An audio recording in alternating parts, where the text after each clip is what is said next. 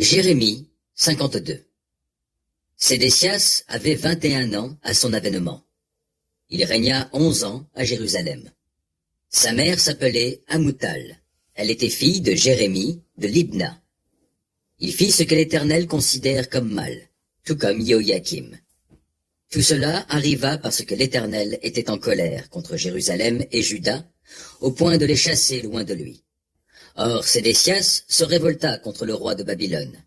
La 9e année de son règne, le 10e jour du 10e mois, Nabuchodonosor, roi de Babylone, vint avec toute son armée attaquer Jérusalem.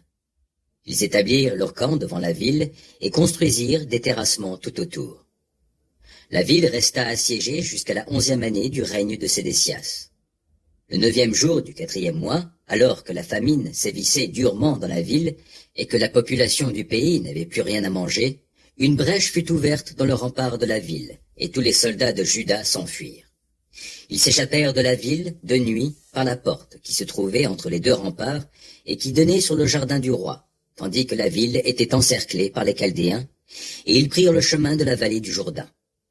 Mais l'armée des Chaldéens se lança à la poursuite du roi, et rattrapa Sédécias dans la plaine de Jéricho. Alors tous ses soldats se dispersèrent loin de lui. Les Chaldéens se saisirent du roi, et l'amenèrent au roi de Babylone à Ribla, dans le pays de Hamath, et celui-ci prononça son jugement contre lui. Le roi de Babylone fit égorger les fils de Sédécias sous ses yeux. Il fit aussi égorger à Ribla tous les ministres de Juda. Puis il fit crever les yeux à Sédécias et le fit lier avec une double chaîne de bronze. Après cela, le roi de Babylone le déporta à Babylone, où il l'enferma en prison. Sédécias y resta jusqu'à sa mort. Le 10e jour du 5e mois, c'était la 19e année du règne de Nabuchodonosor, roi de Babylone, Nebuzaradan, chef de la garde impériale qui était attaché au service personnel du roi de Babylone, fit son entrée à Jérusalem. Il mit le feu au temple de l'Éternel, au palais royal, à toutes les maisons et à tous les édifices importants de la ville. Les troupes chaldéennes, sous le commandement du chef de la garde, démantelèrent les remparts qui entouraient la ville. Nebuzaradan, chef de la garde impériale, déporta une partie des gens les plus pauvres et le reste de la population qui était demeurée dans la ville, ceux qui s'étaient déjà rendus au roi de Babylone et ceux qui restaient des artisans. Mais il laissa une partie des gens pauvres du pays pour cultiver les vignes et les champs. Les Chaldéens mirent en pièces les colonnes de bronze du temple de l'Éternel, les chariots et la grande cuve de bronze qui était dans le parvis du temple, et ils emportèrent tout le bronze à Babylone. Ils prirent aussi les chaudrons, les pelles, les couteaux, les coupes à aspersion, les autres coupes et tous les autres objets de bronze employés pour le culte. Le chef de la garde s'empara de tous les objets d'or et d'argent massif. Les bassins, les brasiers, les coupes à aspersion, les chaudrons, les chandeliers, les autres coupes et les bols. On ne saurait évaluer le poids du bronze des 2 colonnes, de la grande cuve et des 12 bœufs de bronze qui soutenaient les chariots que le roi Salomon avait fait faire pour le temple de l'Éternel. Chaque colonne avait 9 mètres de haut, sa circonférence était de 6 mètres, le bronze avait près de 8 centimètres d'épaisseur, la colonne étant creuse à l'intérieur. Elle était surmontée d'un chapiteau de bronze de 2,50 m de haut, entouré d'un treillis décoré de grenades. Le tout était en bronze.